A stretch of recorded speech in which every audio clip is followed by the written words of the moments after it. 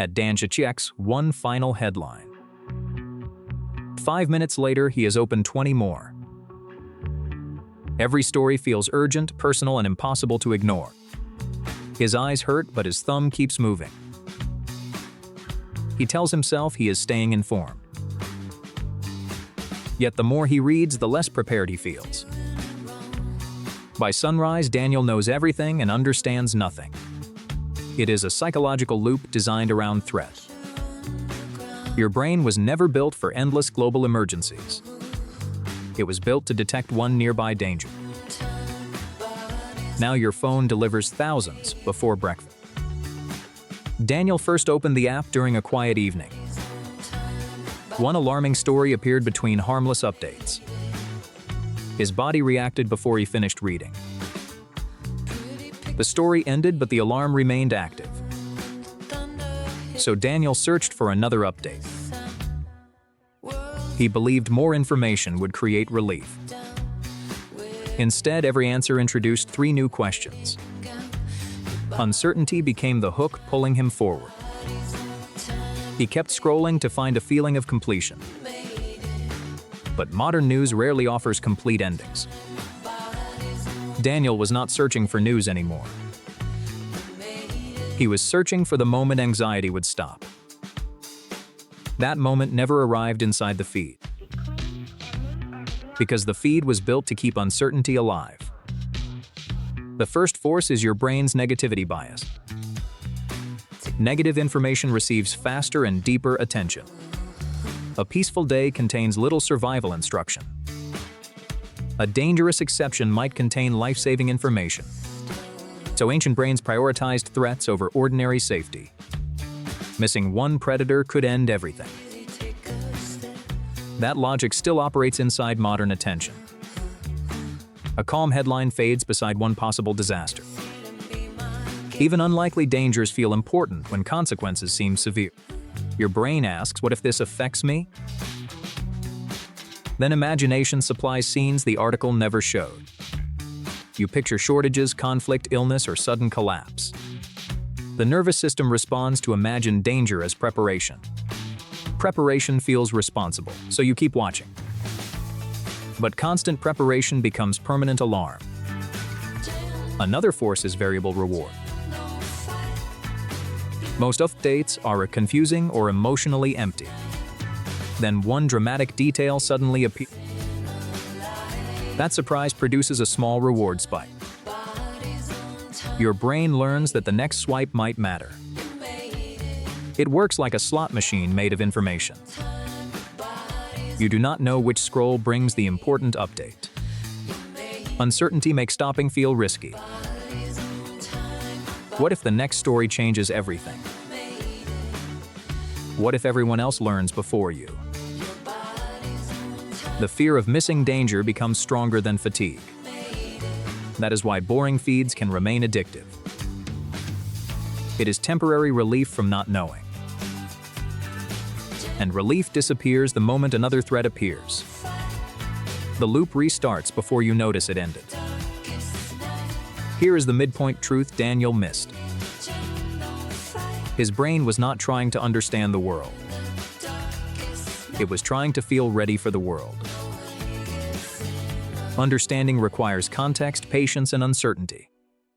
Readiness demands immediate answers and constant scanning. The feed rewards scanning, not understanding. So Daniel collected fragments without building perspective. Each fragment increased urgency while reducing clarity.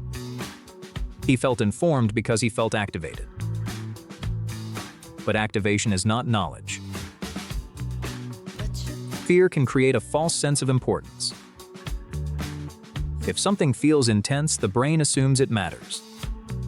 Repeated exposure also creates the availability effect. Events seem common when examples are easy to remember. One dramatic incident appears repeatedly across many accounts. Your brain stores repetition as frequency. Now a rare event feels like an everyday threat. The world has not necessarily changed overnight.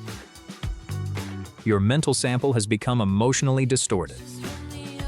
This changes behavior beyond the screen.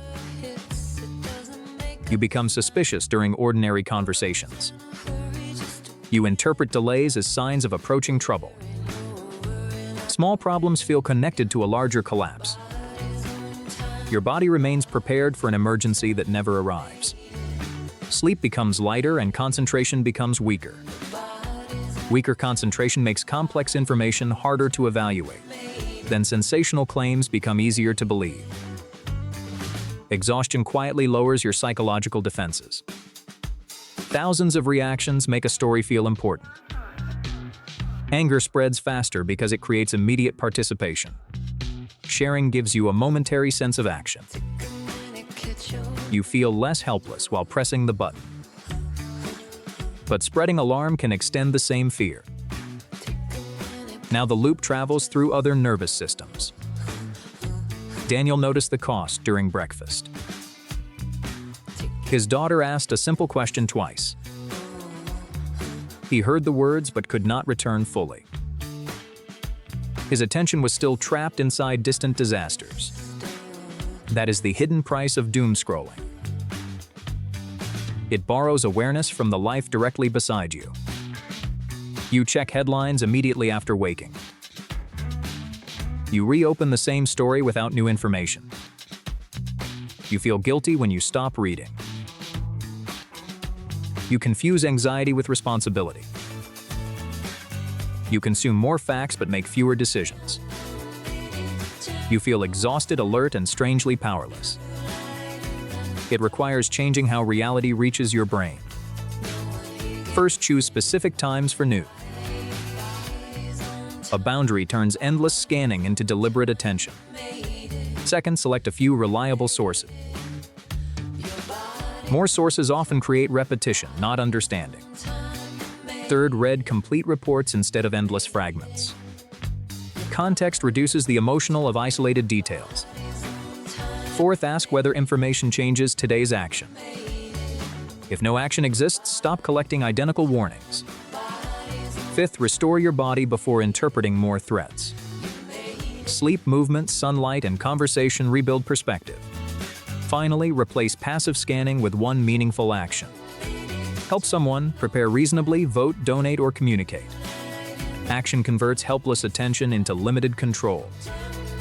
Daniel placed his phone outside the bedroom. The world remained uncertain the next morning. But his mind was no longer carrying all of it. You do not need every warning to stay safe. You need enough clarity to live while uncertainty exists. Everything is finally improving and suddenly you want to escape. The opportunity arrives, but you delay answering the message. The relationship feels safe, so you start searching for problems. The project gains momentum, then you stop showing up. You call it bad timing, confusion, or losing motivation. But sometimes your mind is protecting an older version of you. Self-sabotage rarely looks like a dramatic act of destruction. It usually arrives disguised as one reasonable decision. I will start tomorrow. Then the door closes and relief arrives before regret. Why would your brain destroy something you genuinely wanted? Because the brain does not always choose what feels best. Familiar pain can feel safer than unfamiliar success. It remembers what happened when you became visible, hopeful, or vulnerable. Maybe attention once brought criticism. Maybe success created pressure you could not control. Later, a good opportunity can activate an old danger map. The present looks promising, but your body remembers the past. That creates a conflict between desire and protection. Another quietly pulls the emergency brake. You are responding to danger signals you barely recognize. Identity makes the pattern even stronger. If you believe you are always overlooked, being chosen feels confusing. If you believe you fail, progress creates psychological tension. Success starts contradicting the story you know about yourself. So it may restore familiarity by creating another failure. You miss the deadline, choose the wrong person, or disappear. Then the old identity feels painfully correct again. At least the world makes sense. This is called identity protection. Because changing your life also means changing who you are.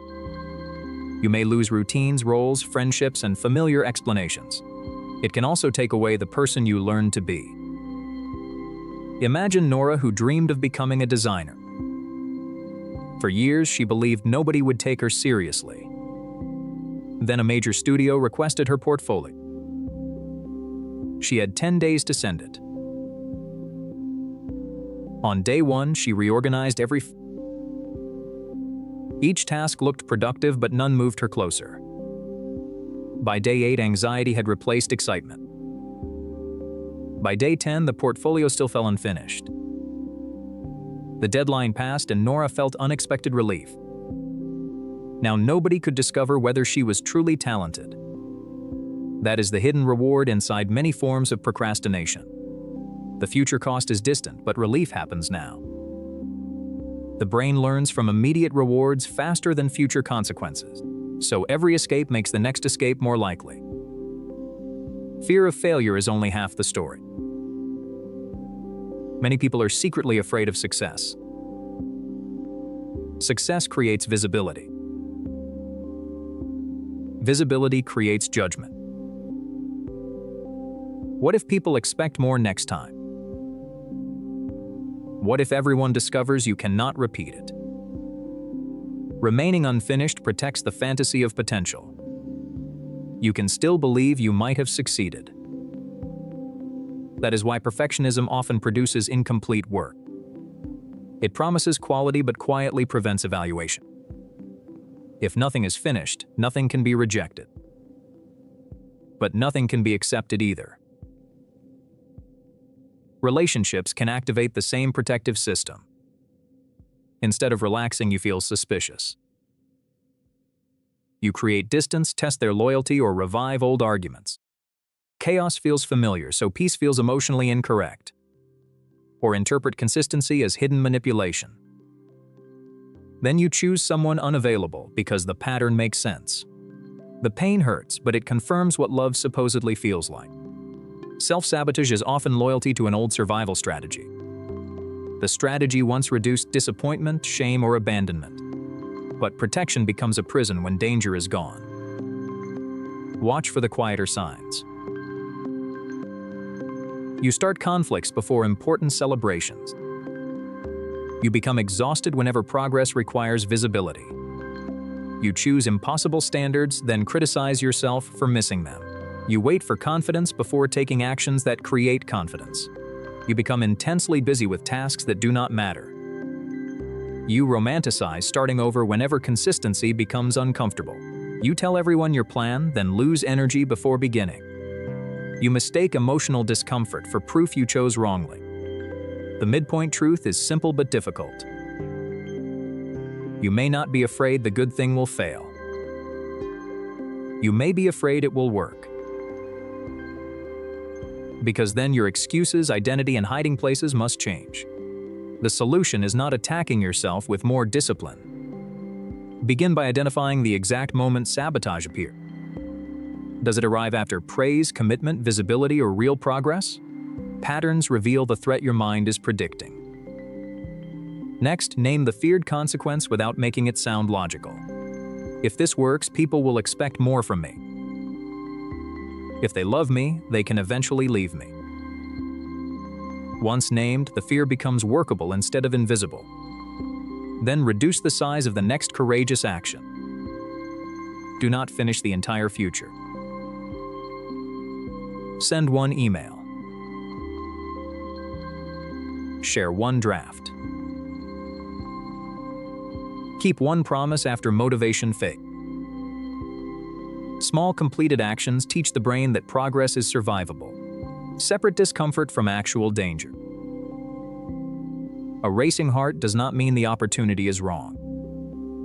Create systems for the moment you normally disappear. Schedule the upload before perfection begins negotiating. Tell one trusted person what avoidance usually looks like. Remove decisions from the hour when fear feels strongest. Let praise remain in the room for 10 seconds. Notice the urge to joke, dismiss, or change the subject. Your nervous system needs practice tolerating positive attention. Finally, stop asking whether you feel completely ready. Readiness often arrives after movement, not before it. The new life will feel unfamiliar because it is new. Do not confuse unfamiliarity with a warning. Nora eventually sent her portfolio to another studio. Her hands shook and the work still felt imperfect. The studio did not reject her. They offered an interview the following morning. But the real victory happened before their reply. Self-sabotage ends when protection no longer controls direction. You can respect why the defense appeared without obeying it. The part of you that fears change is not your enemy. It simply needs evidence that growth will not destroy you. Good things may still feel dangerous at first. Stay long enough to discover whether danger is actually freedom. Tonight, you will probably make a promise to yourself. Tomorrow, you will wake up earlier, stop scrolling, start exercising. Finally, do the thing you have avoided for months.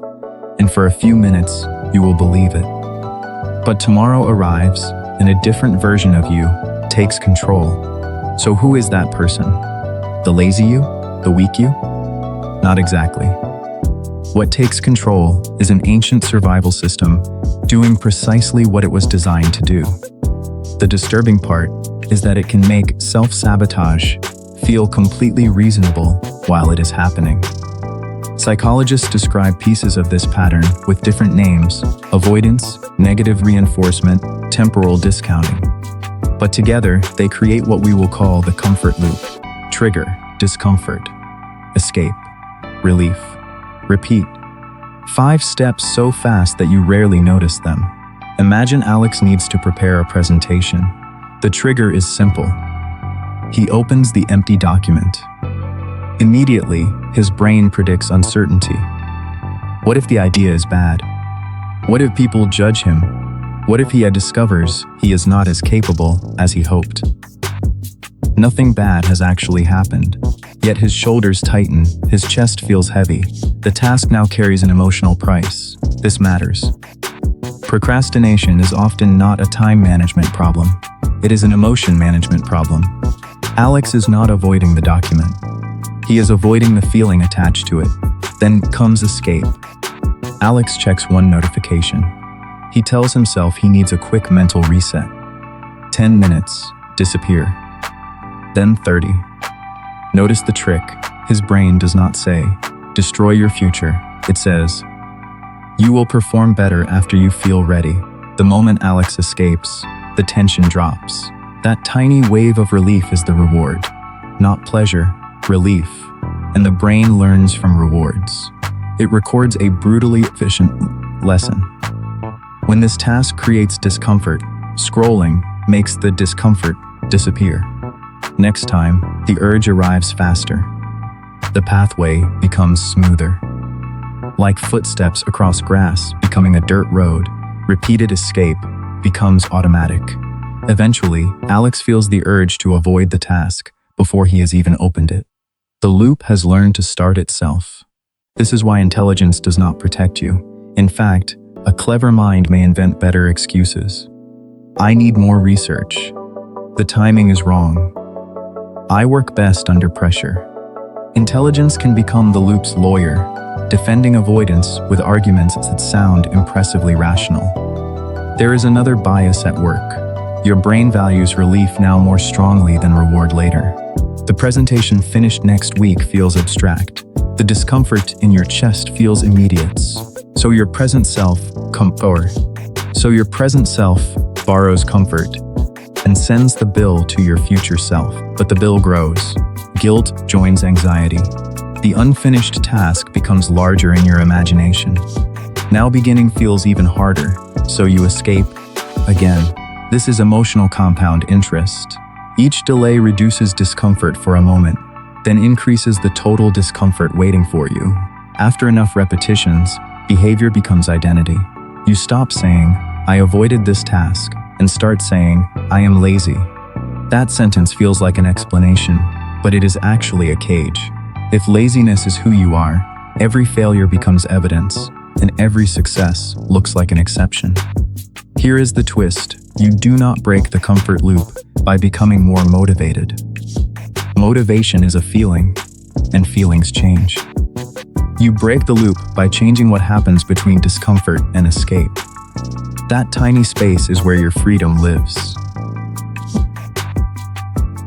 First, name the real emotion. Not, "I do not feel like working." Be precise. "I am afraid this will be bad. I feel confused about the first step. I resent that I have to do this."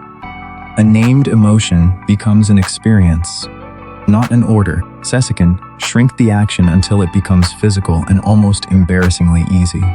Not work on the presentation. Open the file. Write one ugly headline. Add one empty slide. The brain fears vague mountains. It handles visible stones much better. Third, make a 10-minute contract. You are not promising to finish. You are promising to stay with the discomfort for 10 minutes before choosing whether to stop. This retrains the brain. Discomfort can rise, peak, and fall without requiring escape. And finally, most people wait to feel confident before acting, but confidence usually arrives after evidence. One paragraph written, one difficult call made, one workout completed. Action creates evidence. Evidence creates confidence. Waiting reverses the order and leaves you waiting forever. Then redesign the environment. Put the phone in another room. Leave the document open. Remove one click between you and the good behavior. Add 20 seconds between you and the escape. Willpower argues with temptation. Environment quietly removes the argument. One warning: shame strengthens the loop. Calling yourself useless adds emotional pain, and emotional pain creates a stronger desire to escape. Self-compassion is not letting yourself off the hook. It is removing the extra weight so you can actually move. When you catch yourself escaping, try this sentence: "I am not failing. I am feeling discomfort, and my brain is offering an old solution." Then ask, what is the smallest honest action I can take for the next 10 minutes? Not perfect. Honest. The first time this may feel almost pointless. But your brain is always ends updating its predictions. Every time you remain present and survive the discomfort, you teach it something new. Beginning is not danger. Discomfort is temporary. Escape is optional. Escape is gradually, a new identity forms, not from affirmations, but from receipts. You become someone who can begin while uncertain. Someone who can feel an urge without obeying it. Someone who keeps small promises, especially when nobody is watching. And that is the part nobody tells you. Discipline is not becoming a person who never feels resistance. It is becoming a person who no longer treats resistance as a command. The uncomfortable feeling can ride in the car. It just does not get to drive. Kyushu. So tonight, choose one thing you have been avoiding. Name the feeling. Shrink the step. Set 10 minutes. Then begin before your brain negotiates, because tomorrow, a different version of you may try to take control. But tonight you decide which version gets stronger. You enter a room and immediately wonder who approves of you. One person smiles and your body reacts. Another looks distant and your mind locks onto them. 10 friendly reactions disappear behind one uncertain face. You replay your words, posture, timing, and tone. You begin adjusting yourself before anyone asks you to. It is the exhausting need to be accepted by everyone. Why does one person's disapproval feel so powerful? Because the human brain was built to monitor belonging. For early humans, social rejection could threaten survival. Being accepted meant protection, food, cooperation, and shared knowledge. Being excluded could mean facing danger alone. So your nervous system learned to treat social judgment seriously. Modern rejection is usually less dangerous, but the alarm remains ancient. Your body can react to criticism like a real social emergency. That is why approval can feel like safety. Children study adults to learn which behaviors keep connection close. One child receives warmth when they are quiet and helpful. Another is praised mainly for winning, achieving, or behaving perfectly. A third learns that disagreement creates tension or withdrawal. The brain turns these experiences into invisible rules. Do not disappoint people. Become useful enough that nobody leaves.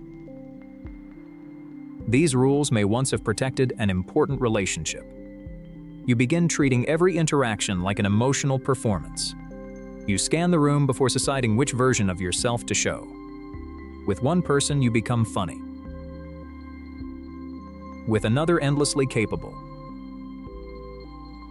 Your personality changes to reduce the chance of rejection. But it can also make you feel emotionally homeless. Everyone meets a version of you, but nobody meets the whole person. Approval reaches the mask while your real self stays uncertain. You may receive compliments and still feel fraudulent. You think they only like the person you performed.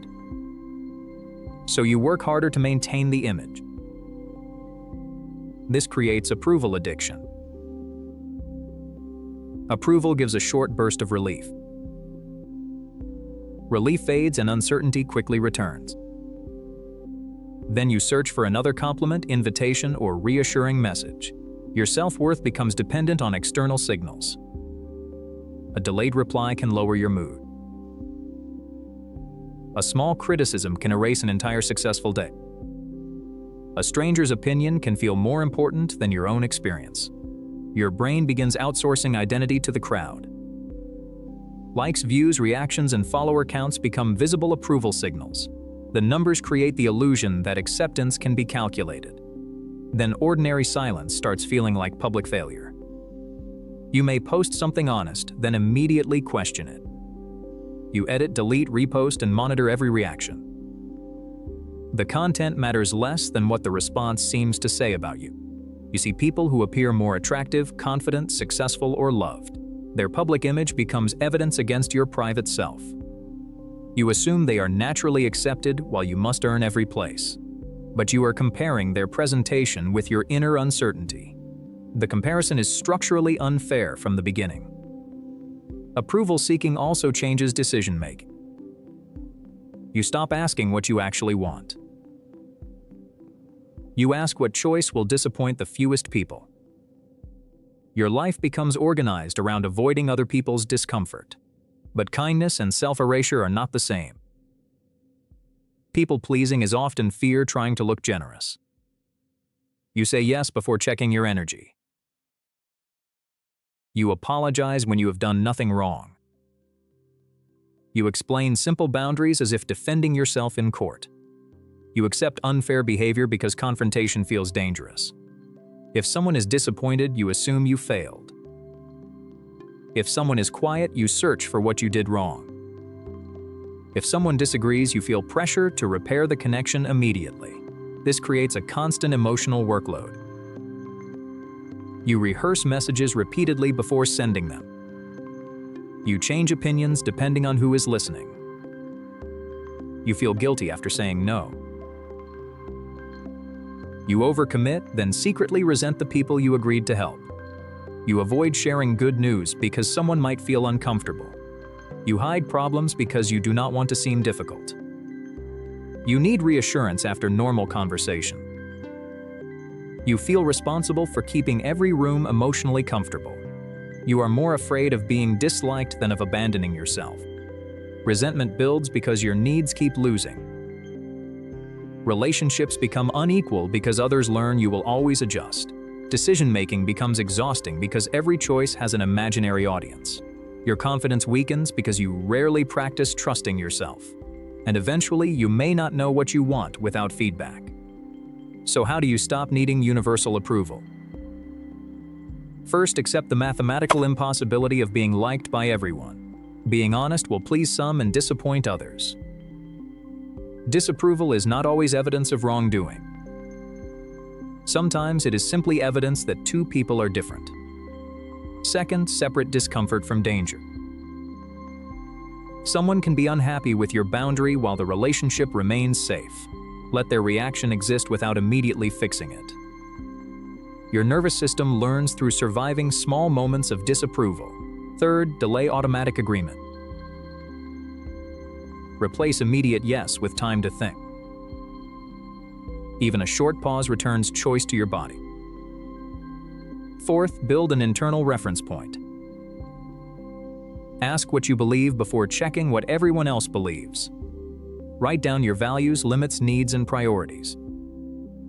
Use them as a compass when reactions become loud. Fifth, practice being accurately known. Share one honest preference even when it differs from the group. Let trusted people see uncertainty instead of constant competence. Real intimacy requires enough truth to create a real relationship. Sixth, stop over-explaining normal boundary. A respectful no does not require a courtroom argument. Clear language feels uncomfortable at first because it removes performance, but clarity is kinder than resentful agreement. Finally, choose whose opinions deserve influence. Feedback from everyone is not equally informed, caring, or relevant. Give weight to people who know your values and want your growth. Let random judgment remain random. You do not become cruel when you stop managing every reaction. Some people may like you less when you stop performing. But the people who remain can finally know who stayed. The goal is to stop disappearing for their approval. You are allowed to be kind without being controlled. You are allowed to disappoint someone without becoming a bad person. Being liked feels good, but being real creates a life you can inhabit. Not everyone will approve of that life. But for the first time, you might. You can be surrounded by people and still feel completely alone. You laugh at the right moments, answer questions, and seem present. But inside you feel strangely invisible. No one has left the room, yet connection feels missing.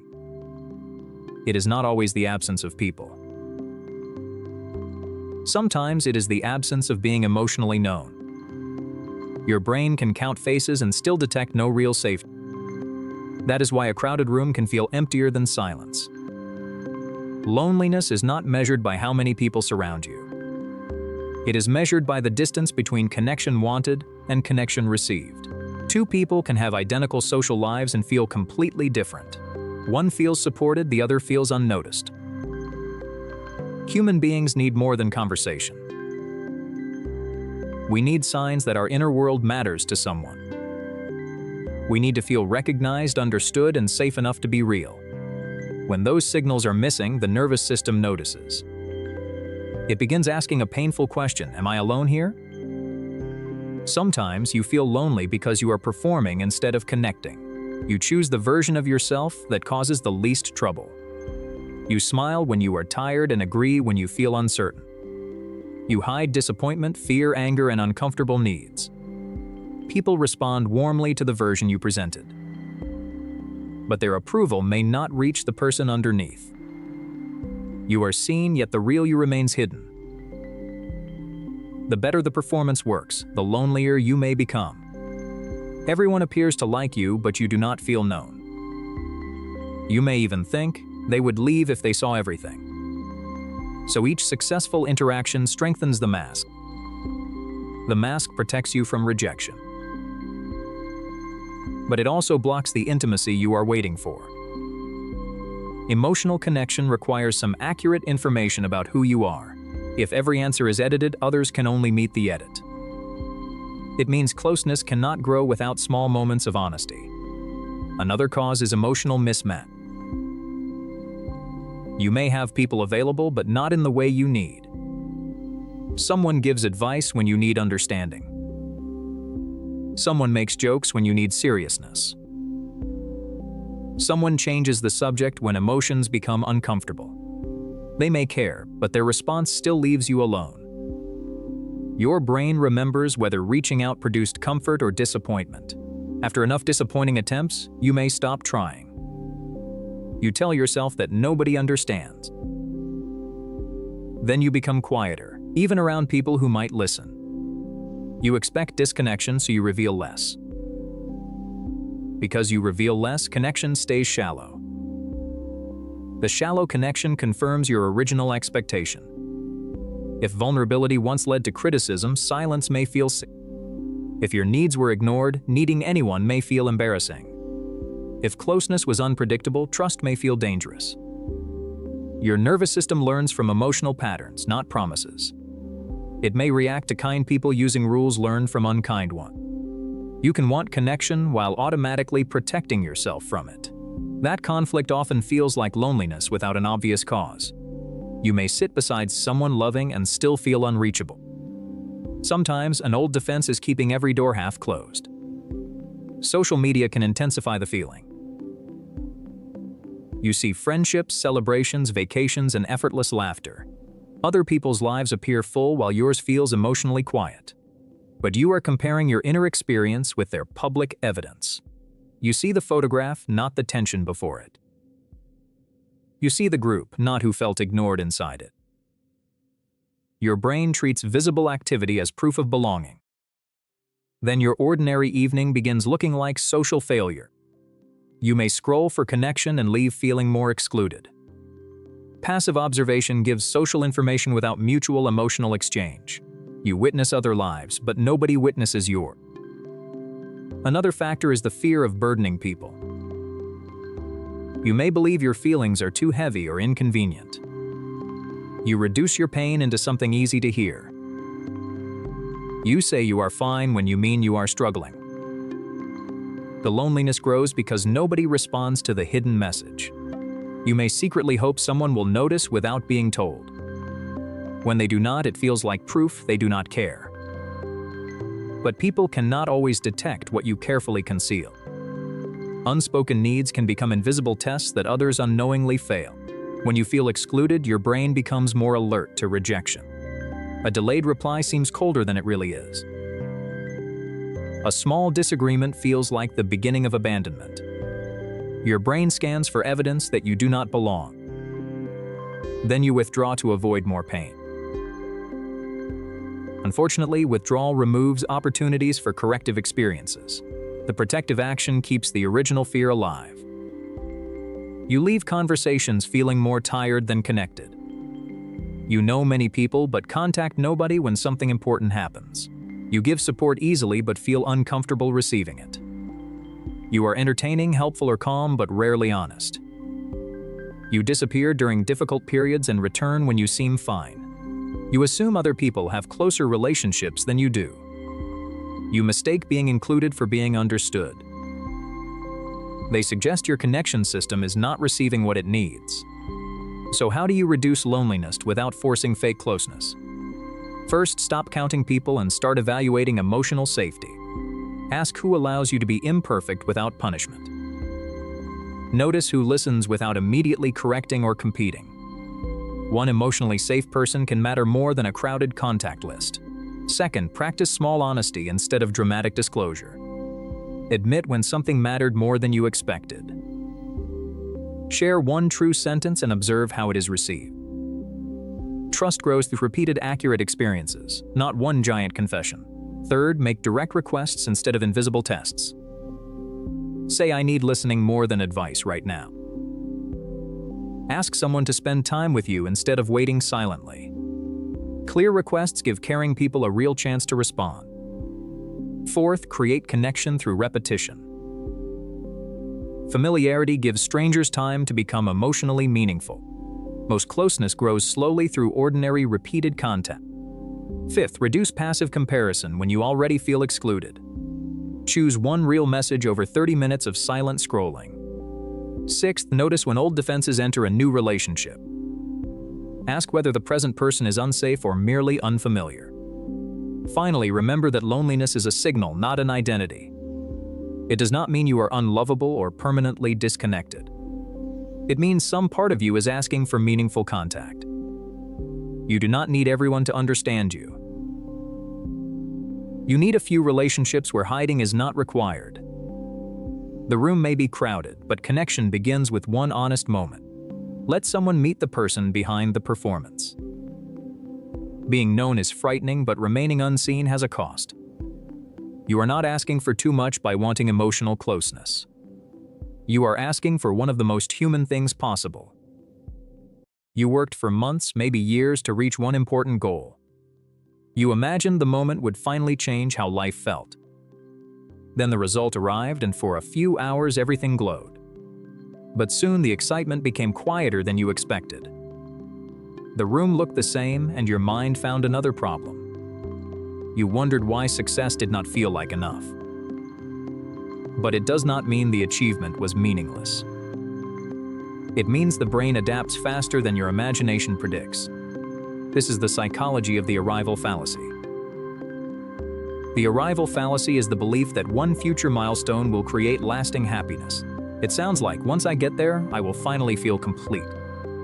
The goal may be money, status, love, fitness, recognition, or freedom. Before success, your mind fills the future with emotional promises. You imagine confidence, relief, belonging, and permanent peace. It becomes a container for every feeling missing today. But the real achievement cannot carry every promise placed inside it. When it arrives, reality is smaller than the fantasy.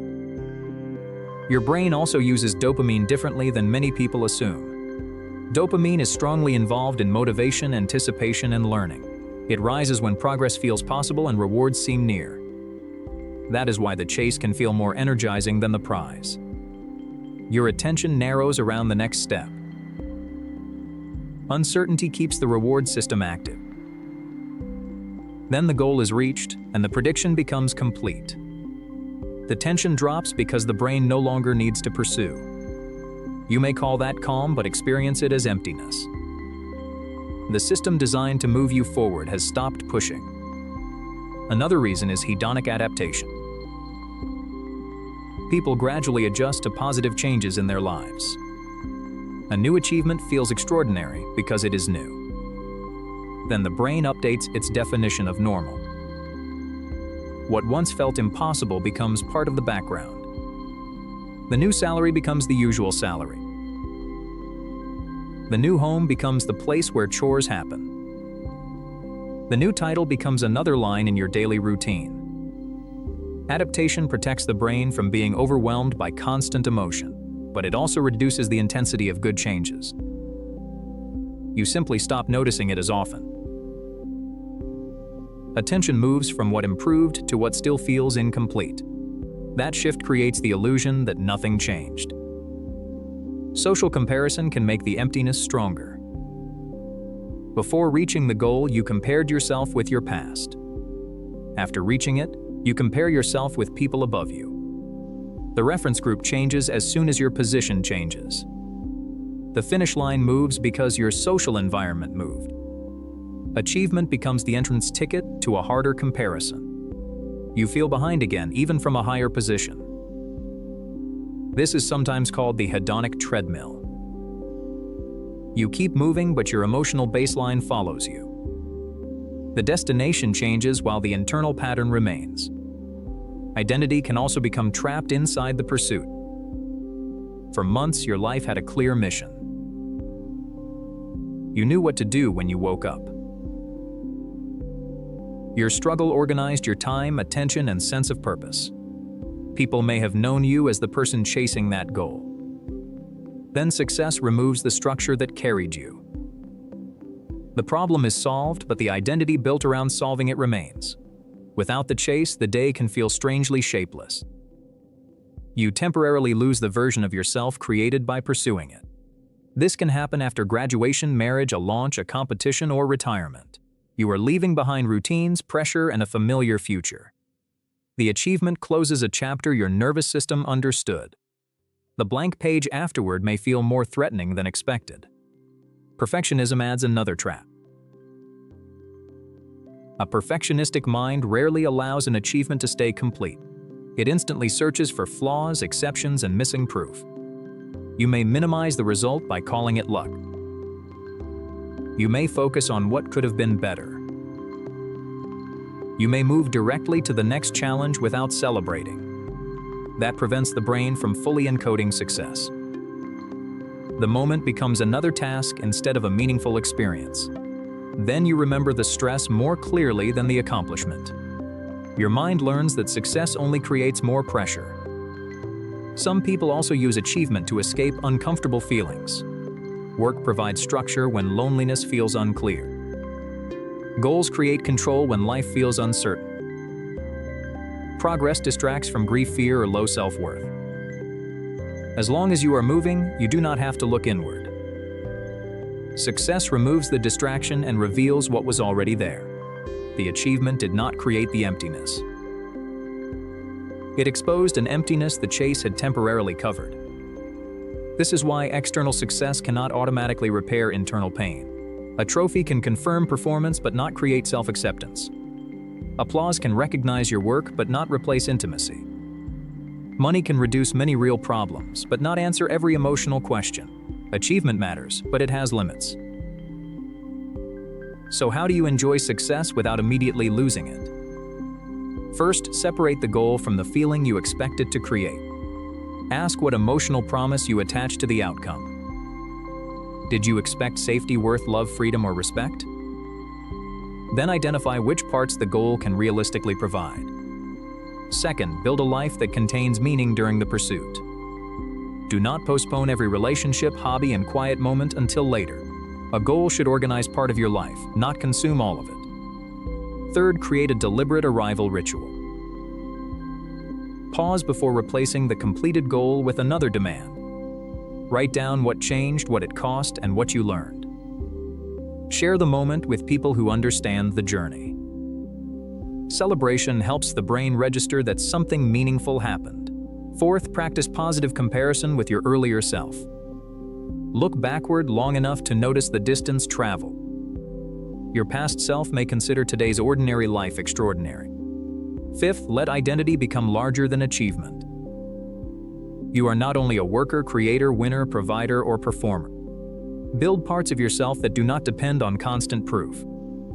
Connection, curiosity, character, and contribution can survive changing goals. Sixth, choose process-based goals alongside outcome goals. An outcome can end, but a meaningful practice can continue.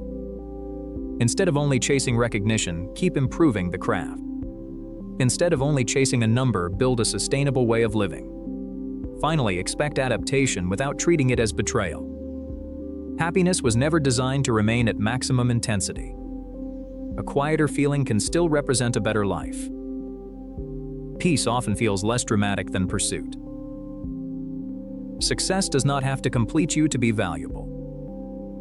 It can improve one chapter without solving the entire story. Let the achievement be real without forcing it to become everything. Then choose the next direction from meaning, not panic. The goal was not a doorway into permanent happiness. It was one important step in a life that still needs to be lived. Mia finally sits down, but her mind remains busy. The room stays quiet, yet an alarm starts inside. Unfinished tasks and unanswered messages circle around her head. Rest begins feelings less restorative and more like failure. Her exhausted body relaxes while thoughts demand more proof. Proof she is useful, disciplined, and not falling behind. Mia reopens her laptop, although her attention has vanished. She calls it responsibility, though fear hides underneath professionally. Why does stillness feel dangerous when nothing is wrong? Because productivity became deeply connected with Mia's personal worth. Achievement brought praise, forming one simple internal equation gradually. Work brings approval, and approval begins feeling like safety. Eventually, that equation becomes embedded inside Mia's identity itself. She believes completing tasks is what makes her valuable. One pause button appears between her work and identity. Rest now seems to pause her work, not activity. A quiet afternoon feels like disappearing from life's scoreboard. This painful pattern is commonly called productivity guilt today. The finish line keeps moving, making enough feel impossible. One completed task immediately creates 3 more demanding tasks. Rewards last seconds before the pressure quickly returns again. Productivity becomes a treadmill cleverly disguised as forward progress. Modern culture strongly celebrates visible effort and constant busyness. Busy people receive labels like ambitious, important, and successful. People compare overflowing schedules like trophies proving their commitment. Overwhelm sounds respectable, while resting often feels socially embarrassing. Meanwhile, Mia's recovery remains hidden behind an invisible curtain. Her brain favors actions that leave visible, measurable evidence. Emails, checkmarks, hours, and charts build a public tower. Rest protects future performance without producing an immediate trophy. This biases Mia toward short-term proof over long-term health. Family messages can quietly strengthen this guilt pattern further.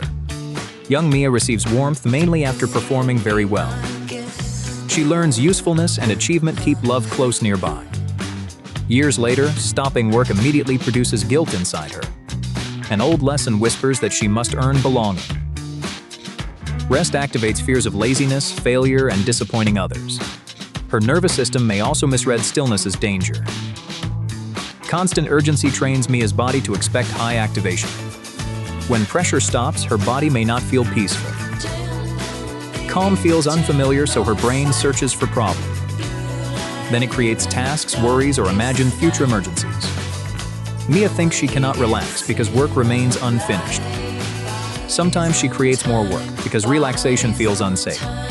The Zeigarnik effect makes unfinished tasks mentally stay active. Unfinished tasks often glow brighter than completed ones mentally. During rest, those signals become easier to hear clearly. One unfinished email can invade her entire peaceful evening. Then perfectionism arrives, carrying an impossible measuring ruler everywhere. There is always another improvement, detail, or future risk. Rest feels undeserved because standards stay permanently unreachable anyway. Her body rests while her mind stands inside work. Social comparison multiplies Mia's guilt through her glowing phone. She sees someone launching a successful business online today. Another person appears exercising before sunrise every morning consistently. Someone else seems to learn, travel, and succeed simultaneously. Mia compares polished highlights with her most exhausted moment. Suddenly, recovery looks weak instead of necessary and healthy. She cannot see their support, debt, exhaustion, or editing. Her brain turns their images into judgments about pace. Rest becomes proof she is losing an invisible rate. Several common warning signs reveal this productivity guilt clearly. Mia feels anxious during free time without knowing why. She turns hobbies into goals, into improvement projects. Entertainment feels wasteful, so educational content becomes compulsory instead. Mia checks work messages during meals, weekends, and conversations. She apologizes for sleeping, pausing, or changing her plan. A completely full calendar creates temporary emotional relief inside. Other people's guilt-free relaxation can make Mia feel irritated. Their ease challenges rules she has followed for years. Mia creates unnecessary chores before allowing herself simple pleasure. First clean, answer everything, and prepare for tomorrow completely. Only after finishing everything may she finally rest briefly. But tomorrow always creates another condition before rest begins. Eventually, this pattern damages productivity it tries protecting most. Chronic pressure reduces attention, creativity, memory, and decision quality. An exhausted brain works longer while producing increasingly less. Small tasks become heavier, increasing procrastination and avoidance behaviors. Then guilt grows because Mia continues avoiding necessary work. More guilt creates pressure, and pressure creates deeper exhaustion. Burnout does not prove how deeply Mia truly cared. It often means recovery arrived much too late instead. So how can Mia rest without feeling like failure? First, redefine rest as part of every work cycle. Muscles grow during recovery, not during moments of strain. Memory strengthens when the brain receives quiet processing time. Creative solutions often appear after attention releases the problem. Rest and progress are connected, not opposing forces ever. Recovery is a biological condition making real progress possible. Second, give every rest period clear boundaries and structure. Undefined breaks can feel like completely losing personal control. Choose 30 minutes one evening or a calming ritual. Structure helps anxious brains experience rest as intentional recovery. Third, close small mental loops before stopping work completely. Write unfinished tasks instead of carrying them mentally everywhere. Choose each next action and when work will resume. This tells the brain tasks are stored, not abandoned. Fourth, notice the voice accusing Mia of being lazy. Ask whose voice it resembles and what it prevents. It may guard against criticism that no longer exists. Thank the alarm, but never surrender complete control again. Fifth, practice activities without any measurable outcome attached whatsoever. Walk freely without tracking distance, speed, or calories today. Draw something privately that nobody will ever see online. Listen to music without converting it into self-improvement work. Let small pleasures exist without becoming public evidence afterward. 6. Measure energy instead of tracking only visible output. Ask whether today's pace supports tomorrow's continuing Sustainable days may look modest but build stronger lives. Finally, separate human worth from usefulness and constant achievement. Mia remains a whole person before completing any task. She remains worthy with full inboxes and low energy. Rest does not make Mia less ambitious or capable. It teaches ambition how to survive for much longer. The goal is not earning permission for every pause. Stop treating exhaustion as the price of belonging somewhere. Her value remains steady when every work screen closes. Sometimes responsibility means calmly closing the laptop and stopping. Let the body recover before shutdown becomes unavoidable entirely. Mia may rest before exhaustion becomes impossible to ignore. At midnight, Maya remembers humiliation from 7 years ago. Nearly asleep, she feels the old scenes suddenly revive. Her awkward words replay with painfully perfect, cruel clarity. Maya imagines everyone judging her, though they probably forgot. Her body reacts as if the embarrassment happens again. Her face warms, stomach tightens, and sleep disappears completely. Why does her brain choose the quietest hour now? Night removes distractions and turns memory into private theater. The replay is not random, meaningless, or completely accidental. Her brain tries protecting her with an outdated alarm. During daytime, movement and decisions occupy Maya's full attention. Messages, traffic, conversations, and tasks compete for mental space. At night, distractions fade, making her inner world louder. The brain's default mode network becomes noticeably more active. It reflects on self, relationships, memories, and possible futures. Useful reflection can become repetitive, exhausting emotional investigation quickly. Her mind scans unfinished social moments for hidden danger. One awkward laugh outweighs an otherwise completely pleasant day. Her brain asks whether she unknowingly broke social rules. Then it reconstructs the event from every possible angle. She remembers standing, speaking, and who looked away nearby. Perfect alternative responses appear inside parallel thought bubbles nearby. This feels productive but becomes pointless mental time travel. The brain confuses repetition with solving what cannot change. Replaying feels like repairing, but nothing truly gets fixed. Embarrassment is a painful form of social threat response. Social pain activates systems linked with physical pain pathways. For early humans, rejection threatened protection, food, and belonging. The brain learned treating social mistakes as survival information. An awkward moment could damage acceptance and group status. Modern life is safer, but ancient alarms still activate. One forgotten joke can trigger fears of tribal rejection. Her brain warns against risking exclusion, not declaring stupidity. The outdated alarm greatly exaggerates the actual social threat. The spotlight effect intensifies how visible Maya feels socially. She overestimates how closely others notice her behavior daily. She experiences herself from her own attention's central position. Everyone else experiences themselves from their own central position. Their minds focus on personal mistakes, worries, and insecurities. Her awkward sentence may vanish from others' memories instantly. The frowning person may feel tired, distracted, or uncomfortable. Still, Maya interprets one expression as permanent social judgment. Her mind creates a courtroom with 3 impossible roles. Without outside evidence, the imaginary trial never truly ends. Memory functions differently from how most people commonly imagine. It is not perfectly stored like an internal recording.